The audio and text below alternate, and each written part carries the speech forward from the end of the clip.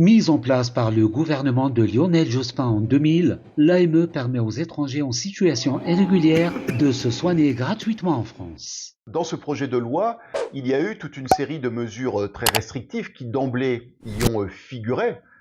Dès le projet initial de Gérald Darmanin, les sénateurs de droite ont décidé de supprimer cette aide médicale d'État pour en faire une aide médicale d'urgence qui aurait été une aide médicale réservée notamment aux cas médicaux les plus graves. Ce qui est évidemment totalement affligeant, d'abord sur le plan simplement humanitaire, de laisser des gens malades, ça n'est quand même pas la philosophie dans un pays démocratique et civilisé, et puis par ailleurs sur le plan sanitaire, puisque lorsque l'on réduit les soins des personnes en disant mais finalement on ne va les soigner que lorsque leur situation sera grave, eh bien on peut par exemple faciliter la propagation de maladies contagieuses. Donc c'est en plus stupide sur le plan sanitaire. Et ça n'a aucune cohérence économique, puisque lorsque vous laissez la situation sanitaire des gens se dégrader, eh bien lorsque vous devez les soigner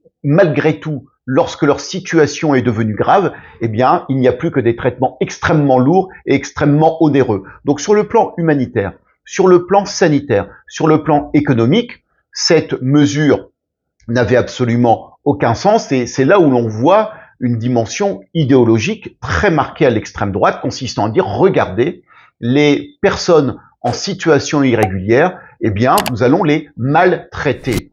Fort heureusement, dans la commission des lois à l'Assemblée nationale, puisque maintenant ce projet de loi passe à l'Assemblée nationale, eh bien, les députés sont revenus sur cette mesure et on rétablit le dispositif initial de l'aide médicale d'État. On attend maintenant de savoir ce qui sera réellement voté dans l'hémicycle dans quelques jours. De l'air, ouvre les frontières, la Méditerranée est un cimetière. Pour bénéficier de l'aide médicale d'État réservée aux sans-papiers, il suffit de vivre sur le territoire français depuis plus de 3 mois et de gagner moins de 10 000 € par an. En tant que médecin, en tant que soignant, je suis là pour soigner tout le monde, pour soulager tout le monde, et sans tenir compte des origines, de la couleur de peau, du statut administratif, du statut régulier ou pas, des conditions sociales. Voilà, c'est très simple. Pour la droite sénatoriale, ce dispositif constitue un appel d'air à l'immigration illégale. Mais aucune donnée ne montre un effet d'appel d'air, d'attractivité à l'aide médicale d'État. Et ça aura un effet négatif sur les finances publiques. On transférera sur les hôpitaux la charge financière. C'est le seul résultat de cette réforme, a déploré le Parti socialiste. Nous sommes ici 40 ans après la marche pour l'égalité, 40 ans après un moment dans un contexte où malheureusement le gouvernement s'apprête, avec la complicité de la droite et de l'extrême droite, à revenir sur tous les droits acquis, tous les droits républicains qui avaient permis aux Français d'origine étrangère, aux étrangers en situation irrégulière de trouver leur place dans la société française. Aujourd'hui, le gouvernement et ses alliés de droite s'attaquent à la fois aux droits au regroupement familial, aux droits des étudiants étrangers, s'attaquent aussi aux droits du sol, en restreignant dramatiquement les droits qui sont ouverts aux jeunes nés sur notre territoire. Et donc nous allons nous battre dans les prochains jours, comme nous nous sommes déjà battus au Sénat, pour faire entendre une autre voix, une autre vision du monde, une autre vision de la France, une vision qui est une vision solidaire, une vision ouverte, une vision qui ne vit pas dans une mythologie, mais qui sait que la France s'est considérablement enrichie de toutes ces vagues d'immigration depuis plus d'un siècle.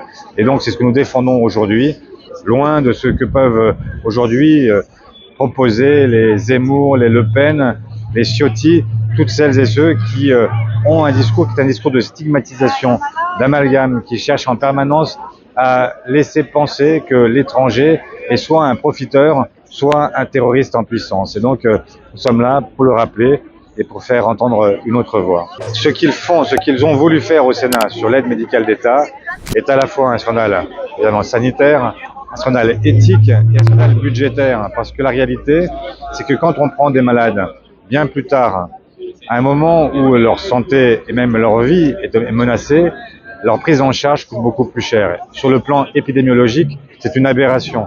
tous les médecins le savent et le disent.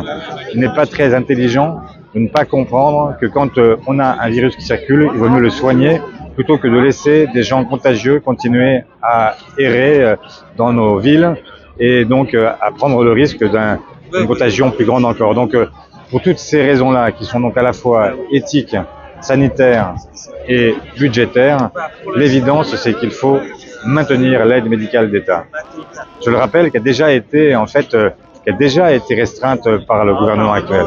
Le 11 novembre 2023, l'aide médicale d'État a été réintroduite en commission à l'Assemblée nationale. En 2022, l'AME représentait un coût de 968 millions d'euros pour 411 364 bénéficiaires. L'association SOS Racisme a une action en faveur des immigrants en situation irrégulière à plusieurs niveaux. Nous ne sommes pas une association spécialisée dans l'aide aux personnes en situation irrégulière. Ceci étant, nous avons un service juridique qui fait des permanences pour les personnes qui ont des problèmes en relation avec le droit des étrangers. Donc ça peut évidemment concerner des personnes en situation irrégulière. Le deuxième élément, c'est qu'évidemment le discours que nous tenons de façon générale, qui est un discours contre le racisme, est un discours dont on peut comprendre assez aisément qu'il est un discours qui vise aussi à protéger les étrangers en situation irrégulière. Et enfin, lorsqu'il y a des projets de loi comme celui que nous sommes en train de subir malheureusement, entre le débat au Sénat et maintenant le débat à l'Assemblée, eh bien nous avons aussi une action de plaidoyer, de prise de parole dans l'espace public pour contester les mesures qui sont prises contre les immigrants en situation irrégulière, à l'exemple de la remise en cause de l'aide médicale d'État ou de la remise en cause des facilitations de régularisation qui avaient été initialement promises par Gérald Darmanin pour présenter un projet de loi soi-disant équilibré entre la fermeté et une forme d'humanité ou de souplesse qu'aurait représenté cette mesure de régularisation dont on se demande aujourd'hui quel sera son destin, puisque pour avoir les voix de la droite à l'Assemblée, on sent bien un gouvernement qui semble prêt à lâcher du lest sur la régularisation des travailleurs en situation irrégulière. Aujourd'hui, on manifeste contre le racisme et contre la loi Darmanin, 40 ans après la marche pour l'égalité et contre le racisme, justement, pour rappeler des principes de base, des principes simples, qu'en fait tout le monde doit avoir l'égalité dans le pays, qu'on ait ou pas les papiers, qu'on soit ou pas étranger, qu'on soit ou pas d'origine immigrée. En fait, nous, on veut simplement faire vivre les valeurs de la République, la liberté, l'égalité et la fraternité.